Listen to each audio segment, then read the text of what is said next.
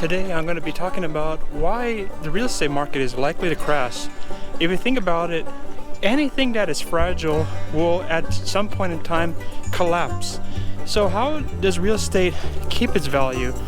A lot of it has to do with the amount of money that people are able to pay on a monthly payments for 15 to 30 years.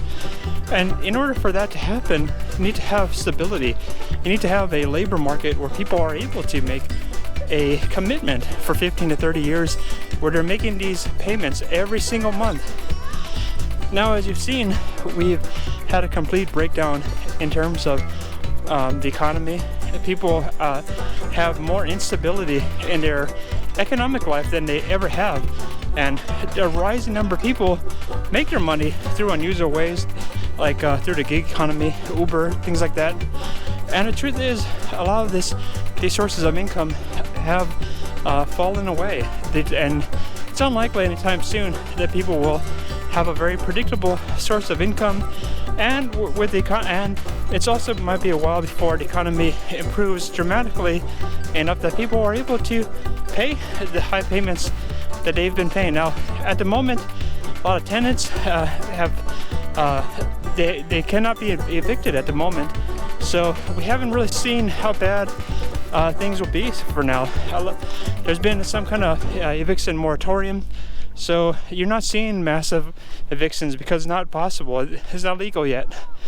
And the same is true for mortgages. Quite a lot of people have been able to be in forbearance, and as a result of that, we don't really know how many people are truly not able to continue making the payments. Now, even though they have not been making the payments, they actually still owe the full amount that's happened over the last few months. It's just that they have to pay it off later. Now, if you think about it, when things resume and it's and the banks are going to be interested in foreclosing on people, it doesn't seem likely that people will somehow have this huge sum of money to pay the banks back. I honestly don't think so. And so a lot of these people will want to sell in order to just get rid of the property that they're no longer able to afford. Well, here's the problem though. Whenever you have what's called forced selling, whenever you are forcing a whole bunch of selling all at the same time, it always causes a crash. It's true in the stock market. Let's say stocks decline and some people were borrowing money. It's called buying stock on margin. And when the decline happens, a lot of people lost a lot of money, and so they want to sell. Some of them are forced to sell, and then it forces even more selling. And the same will be true with real estate. It's just that it's not an easy thing to predict when, but you can see the fragility. You can see that there is inherent weakness in the economy. It hasn't been reflected in real estate because the laws have protected it from having an adverse reaction.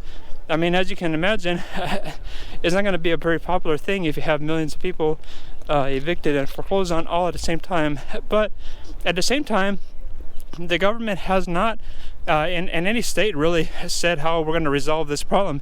How are people able to make back their payments after this long period of time? A lot of people have been out of work, especially if they're in the restaurant industry or services, or a lot of businesses that are not able to operate normally. So that will happen at some point. Either the government will have some kind of rescue package, and that's not likely to happen in an election year because politicians don't like to actually solve a problem before an election happens. And also, I don't think the government can solve this problem. The truth is, even before this crisis happened, a lot of states like California and New York, they really had massive bubbles, and it's true in Seattle as well. There were massive bubbles, and it was really just a matter of time before something would have happened that caused the process of being able to make these payments every single month. Something would have caused that to get disunited. Something would have caused it to be interrupted, and it happened. Something would have done it no matter what. It was kind of inevitable when you get prices that are really out of whack. at some point in time something is going to cause it to decline, and it happens in stocks very often. It doesn't happen very often in real estate, but I believe that day is coming very, very soon. In fact, you can see it. You can see buyers are not that excited about buying anymore because they know that day is coming when people will be forced to sell. And it's like vultures; they're waiting around. They're gonna wait for that forced selling, and it will happen. So be patient out there. There's always a great opportunity for people who see the forced selling coming. Definitely hit the like button and subscribe, and I'll talk to you in another video.